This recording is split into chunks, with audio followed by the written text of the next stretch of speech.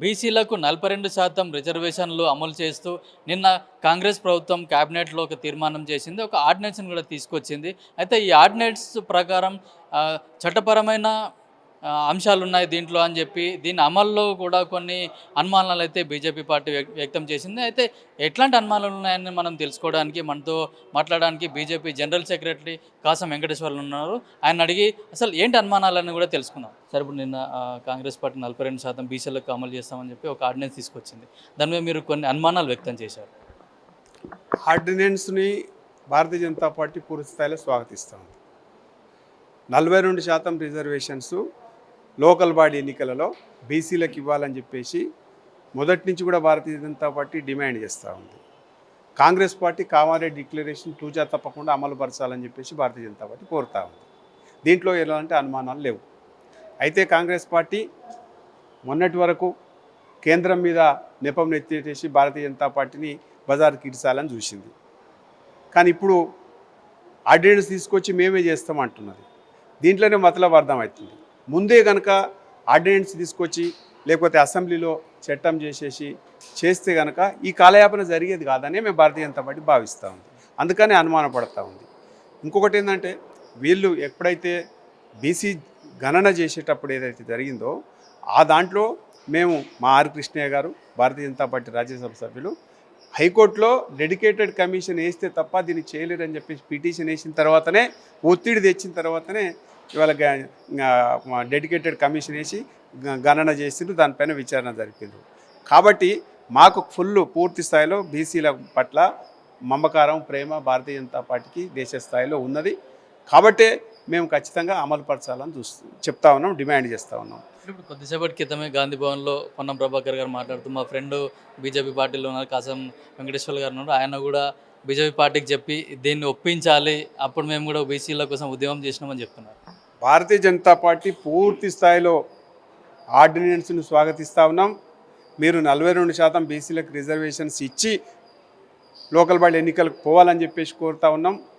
మీపైనే మాకు అనుమానాలు ఉన్నాయి. పొన్నం ప్రభాకర్ గారికి మేము రిక్వెస్ట్ చేస్తున్నా, కోర్టులో నిలబడేటట్టు ఆర్డినెన్స్ చేయండి, న్యాయపరమైనటువంటి చిక్కులు లేకుండా ఆర్డినెన్స్ చేయండి. అంతే తప్ప మళ్ళీ కోర్టులో ఏదో రకంగా పిటిషన్స్ వేస్తే పోయే రకంగా ఆలోచన చేయొద్దని చెప్పేసి కోరుతాము. ఎందుకోసం అంటే కాంగ్రెస్ పార్టీ మీద పొన్నం ప్రభాకర్ గారి మీద మాకు నమ్మకం ఉంది. కానీ కాంగ్రెస్ పార్టీ మీద నమ్మకం లేదు, రేవంత్ రెడ్డి గారి మీద నమ్మకం లేదు. ఎందుకంటే మండల్ కమిషన్ మొట్టమొదటి నుంచి వ్యతిరేకించింది కాంగ్రెస్ పార్టీ. కాలేకర్ కమిటీని వ్యతిరేకించింది కాంగ్రెస్ పార్టీ. రిజర్వేషన్స్ బీసీలకు ఇస్తే అసలు వాళ్ళు సరైనట్టు చెత్త అంతా వచ్చి చేరుతుంది అని చెప్పేసి వ్యతిరేకించింది కాంగ్రెస్ పార్టీ.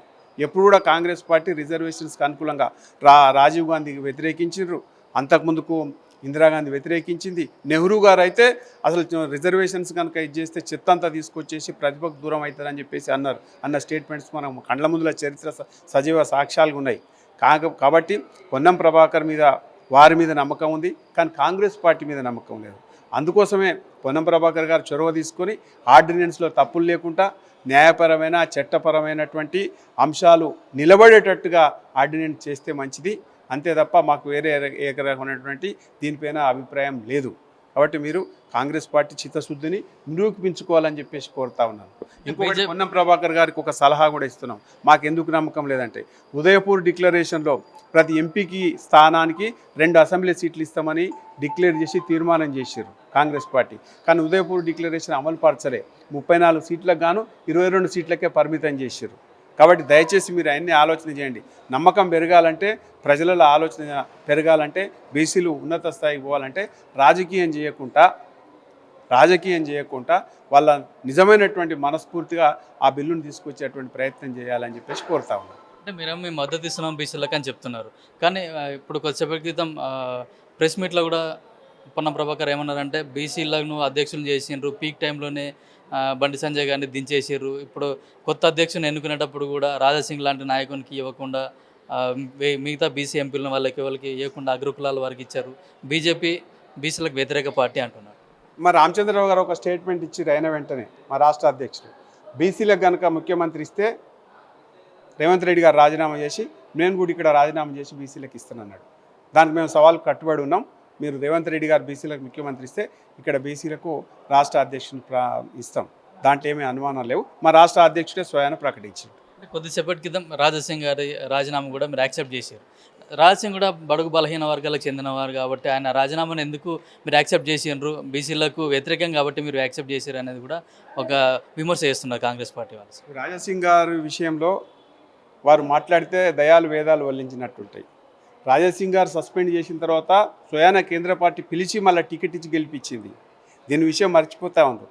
ఇప్పుడు కూడా రాజీనామా చేయమని చెప్పేసి రాజాసింగ్ గారిని భారతీయ జనతా పార్టీ కోరలే, వారే స్వయాన రాజీనామా చేసిరు. అంతే తప్ప ఆయన రాజీనామా చేయాలని చెప్పేసి పార్టీ అడగలే, పార్టీ కోరుకోలేదు కూడా. పార్టీ అడగలేదు కానీ అప్పుడు అధ్యక్ష ఎన్నికల్లో కనీసం నాకు నామినేషన్ వేయకుండా కూడా బెదిరింపులకు గురి చేశారు. అందుకని నేను రాజీనామా చేస్తున్నాను ఇక్కడే మీ కేంద్ర కార్యాలయంలోనే ప్రెస్ మీట్ పెట్టి చెప్పారు. నేను తప్పుడు ఆరోపణలు చేయడం సరైనది కాదు. నేను కూడా అక్కడ ఉన్నా. రాజాసింగ్ గారికి నామినేషన్ పత్రం ఇచ్చినాం, ఆయన నామినేషన్ వేసుకోవచ్చు అని చెప్పిండ్రు. వేసుకునేటప్పుడు 10 మంది నామినేషన్కు సంతకాలు పెట్టాల్సి ఉంటే 3 మాత్రమే సంతకాలు పెట్టిర్రు. టెక్నికల్గా రిజెక్ట్ అయింది అది. అంతే తప్ప ఆయన నామినేషన్ వేయొద్దని చెప్పలేదు, ఆయనను పోటీ చేయొద్దని చెప్పలేదు, ఆయన రాజీనామా చేయమని చెప్పేసి అడగలేదు. ఆయన రాజీనామా చేసింది కాబట్టి అది రాష్ట్ర పార్టీలో అంశం కూడా కాదు.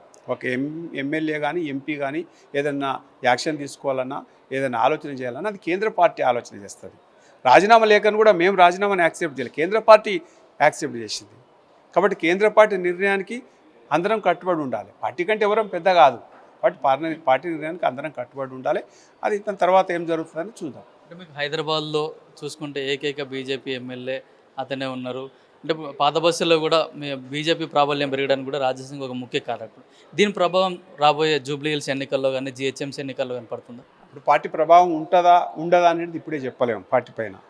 పార్టీ పైన ప్రభావం ఉంటుందా ఉండదా అని పార్టీ నిర్ణయం తీసుకొని ఏ రకమైన చర్యలు తీసుకోవాలో ఆ రకమైన చర్యలు తీసుకుంటుంది. ఎందుకంటే హైదరాబాద్లో పార్టీకి బలమైన పునాది ఉంది. కార్యకర్తలు అందరూ కూడా ఏదైనా ఒక నిర్ణయానికి కట్టుబడి ఉంటారు. ఆ నిర్ణయం ప్రకారం ముందలు పోతుంది. దాన్ని ఎంతవరకు ఏం జరుగుతుంది ఏందనేది ఇప్పుడే చెప్పలేము, చూద్దాం, ఆలోచన చేస్తాం. మొత్తానికి 42% రిజర్వేషన్లు ఏవైతుందో అవి టెక్నికల్గా ఎట్లాంటి ప్రాబ్లం రాకుండా కూడా చట్టపరమైన అంశాలను కూడా దృష్టిలో ఉంచుకొని ఆర్డినెన్స్ని అయితే తయారు చేయాలి. రాబోయే స్థానిక సంస్థ ఎన్నికల్లో లోపుగా దీన్ని అమలు చేసి రానున్న స్థానిక సంస్థ ఎన్నికల్లో బీసీలకు 42% రిజర్వేషన్లు కల్పించాలని కూడా BJP general secretary Kasam Venkateswarlu Congress ప్రభుత్వాన్ని డిమాండ్ చేస్తున్నారు. కెమెరామెన్ తరుణ్తో కిరణ్ కుమార్, పల్లవి టీవీ, హైదరాబాద్.